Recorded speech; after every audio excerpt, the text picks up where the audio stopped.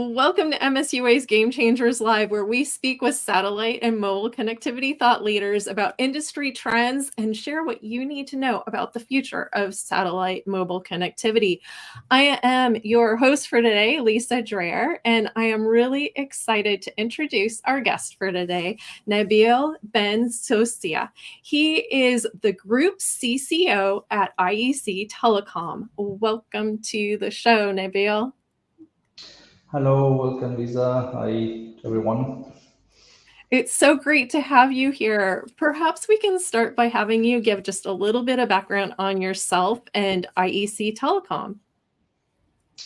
So my name is Nabil Ben Soussia. I'm the Group CCO of IEC Telecom, based in Dubai, but IEC Telecom is one of MSUA members and is a satellite service operator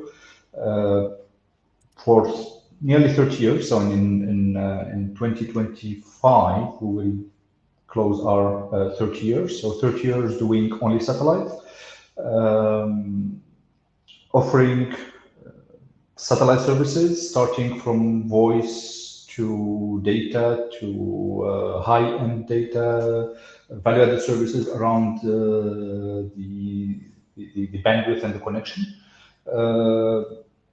We provide the service to our customers, and we partner with nearly all the satellite operators that brings something extra to us and to our customers. So today, being in the beginning a French company with a headquarters in Paris, we have around 11 offices around the world. We are geographically spread to be closer to our customers. And for 30 years, this is what we were doing. So as a company, we try to be close to our customers and to bring the extra layer to the satellite link that makes the difference to our customers and answer the need that he has. Excellent. Wow, it sounds amazing. So can you tell me a little bit about the geographies that IEC Telecom is supporting today? So IEC Telecom being a global provider and serving global customers, we have no choice. We have to be present everywhere to be able to cover the need of our customers. So the big hub we are present in France, and from France we cover the West Europe, we cover West Africa, and we have a new entity in Palma de Mallorca to cover the emerging yachting market. We have an office in Oslo and in Sweden, so from where we cover our operations in Scandinavia.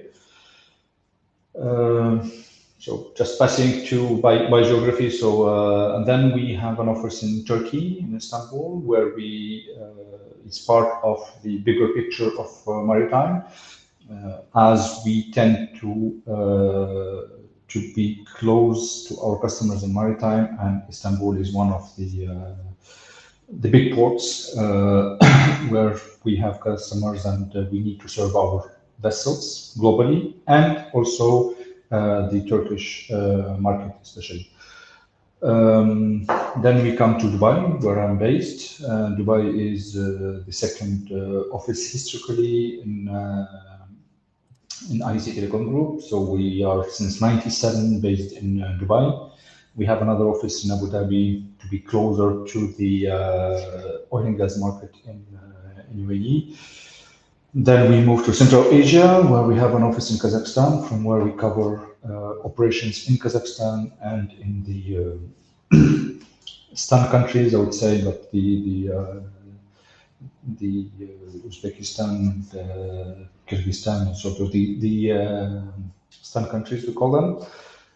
And we finish by being in Singapore. So this is also another hub where we have to be to serve the maritime business. And we have operations all around without being established as an office. So we have some commercial activity or support activity around Asia Pac. Additional to that, we have two companies that are internal solution providers. So one company called TrackSat that is dedicated to doing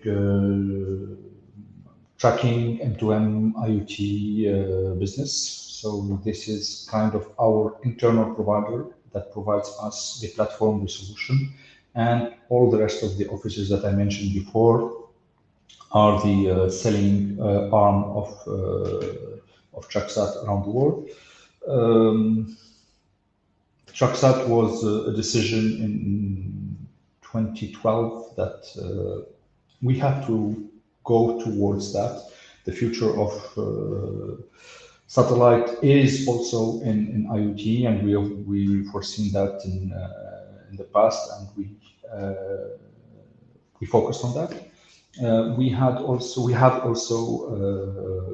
a company that is dedicated to software and hardware for, let's say, video compression and encoding called QuickLink, which is part of IEC Telecom also.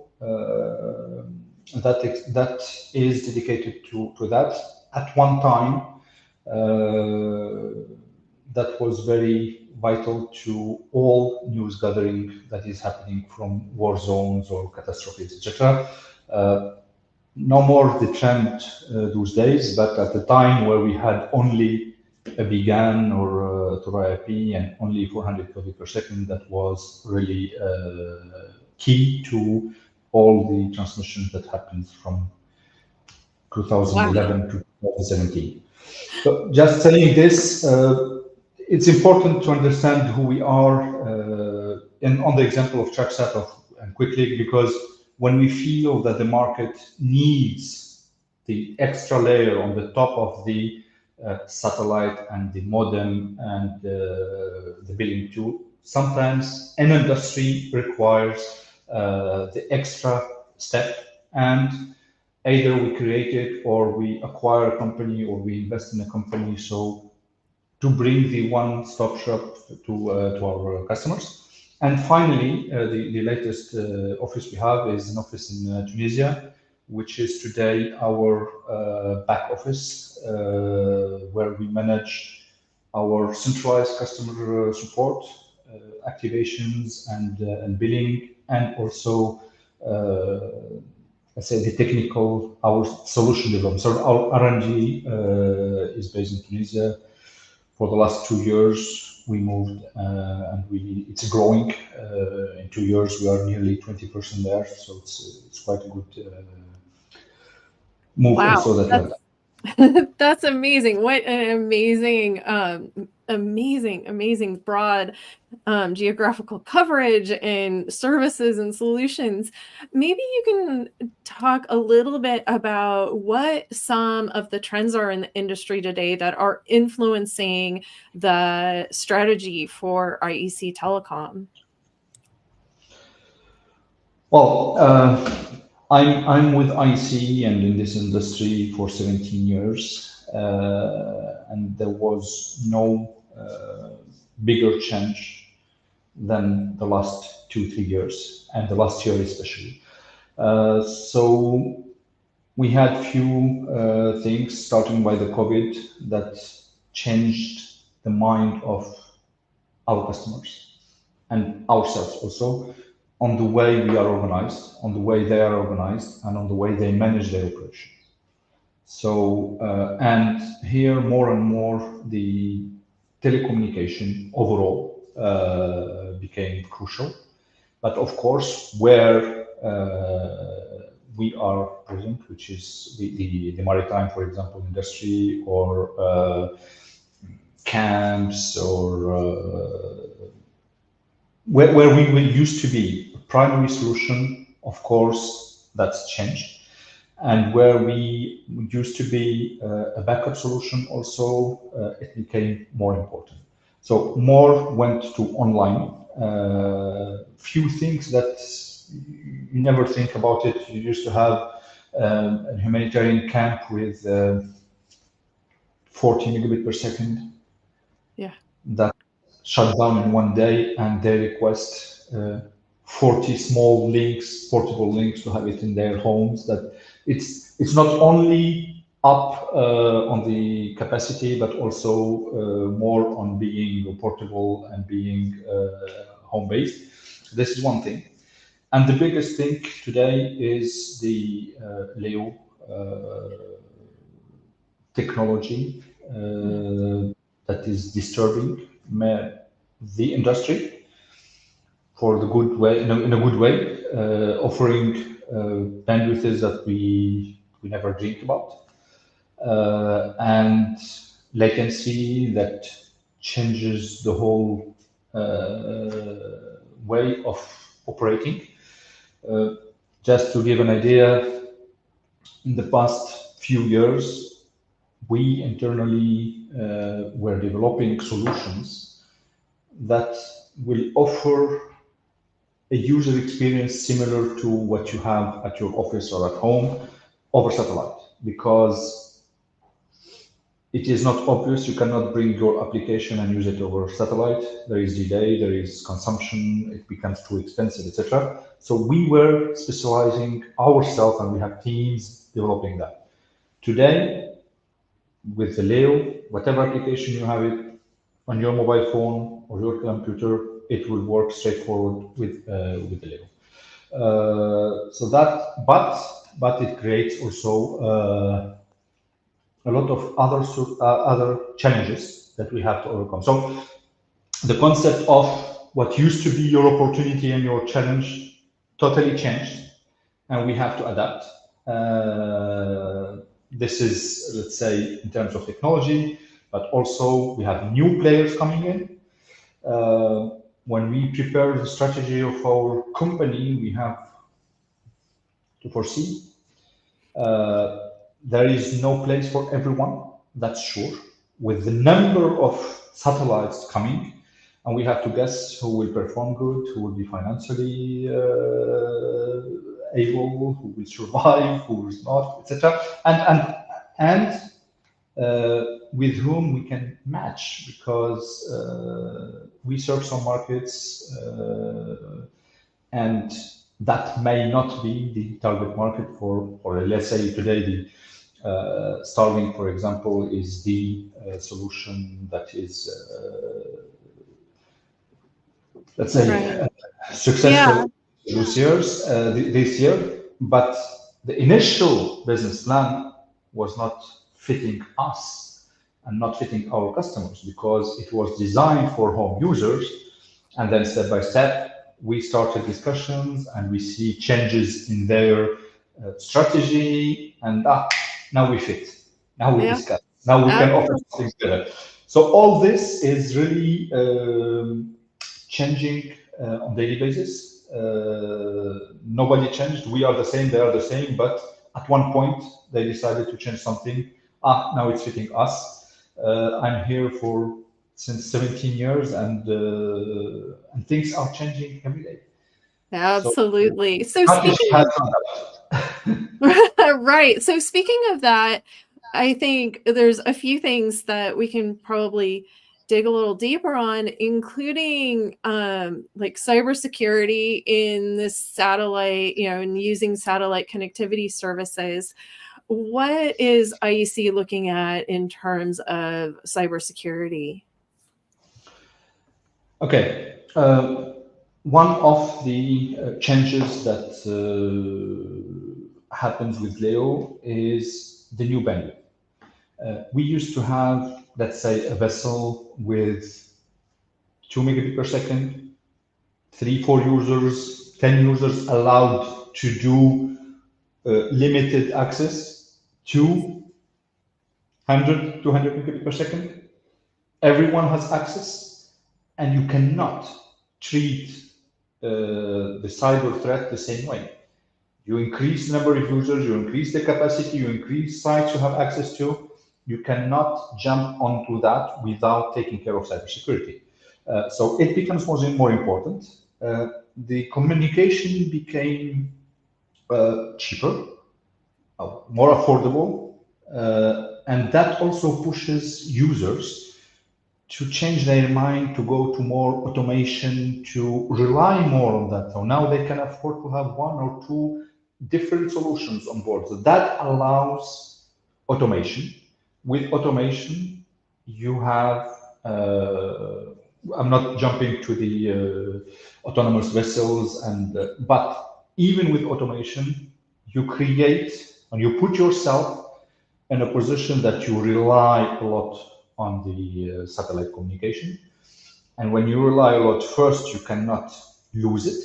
And second, it has to be reliable in terms of what it transmits to you. So the cybersecurity is becoming more and more important. So that's big change that coming with Leo.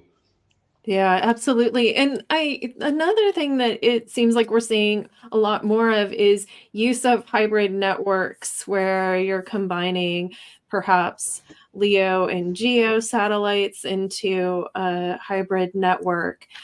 How is IEC looking at that? Well, we believe that Leo are doing well, but Leo cannot do everything. And cannot do everything in a short time. Okay, Mhm. so if it will continue on the same quality and speed, etc., that might be something we have to consider. But today, it's clear for the next 2, 3, 5 years, it will not be able to do everything.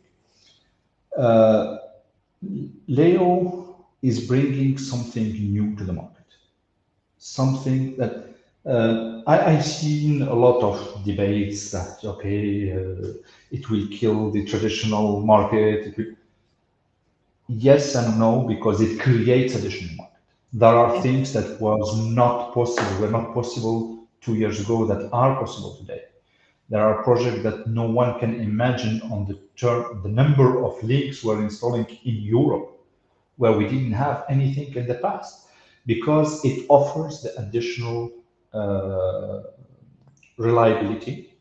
It offers things that today can change the way a government is thinking, offering a wider service on wider geography instantly. That's an additional market that was not there. But the more you do that, the more you need to make sure you have a backup. And let's say, for example, a bank sitting in a city somewhere in a country, let's say, for example, in Kazakhstan, you have a bank in the city, but it cannot offer the same service in the countryside. Why? Because first, there is not the communication is not available, and second, what we do without that communication. So there is a digital divide in the world, but there is also a digital divide inside the same country. Mm.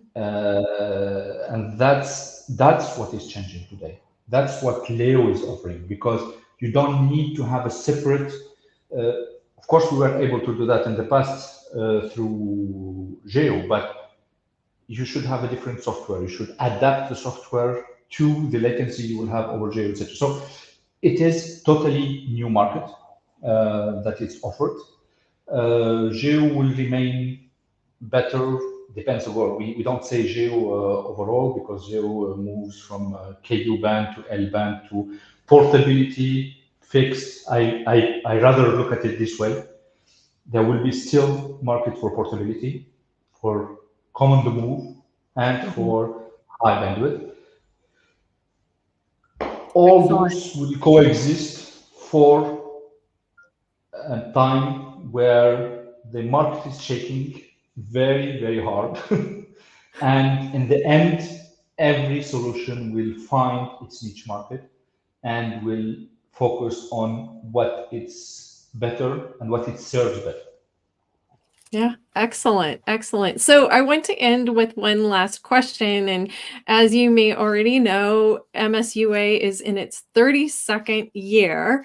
And with that in mind, obviously things have changed a lot over the last 30 years, but I'd like you to think out 30 years into the future and give me your one prediction about the future of satellite mobile connectivity. Um, the last 30 years were too slow, and the future will be really changing.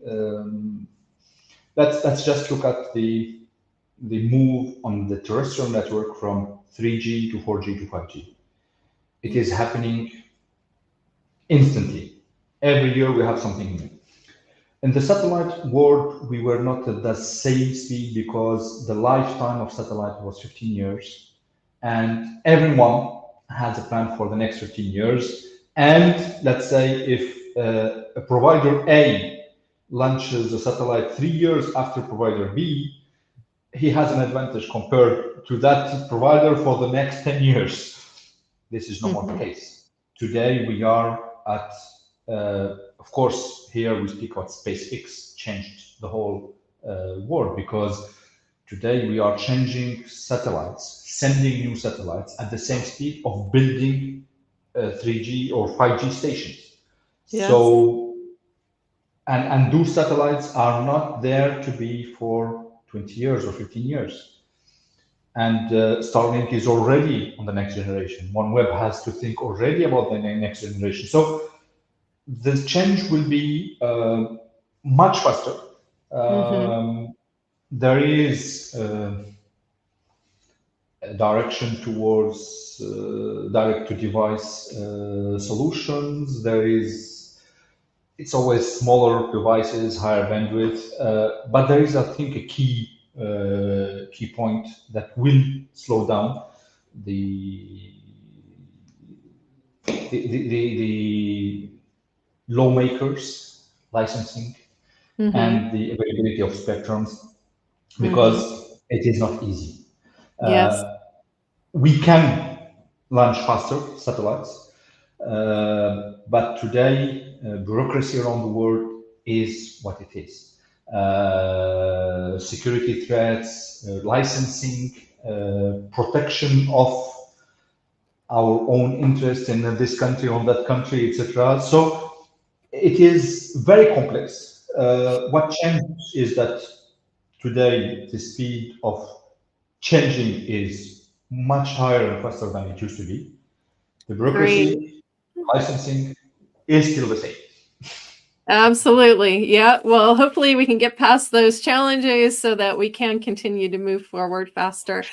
Nabil, I really want to thank you so much for making time to be here today. If someone wanted to learn more about IEC Telecom, what should they do? Well, they should just type ictelecom.com. They will find us close to them, because this is our policy, to be close to people who are looking for us. Excellent. Well, thank you so much for being here today. And I do want to take a moment to thank the Mobile Satellite Users Association for hosting these sessions. You can learn more about the MSUA at msua.org, and you can check out our weekly newsletter that gives you the latest on all of the latest happenings in the satellite mobile industry, as well as learn about our upcoming Satellite Mobile Innovation Awards program that's happening during satellite in March in Washington, D.C. So be sure to visit msua.org, and we will see you next time on MSUA's Game Changers Live.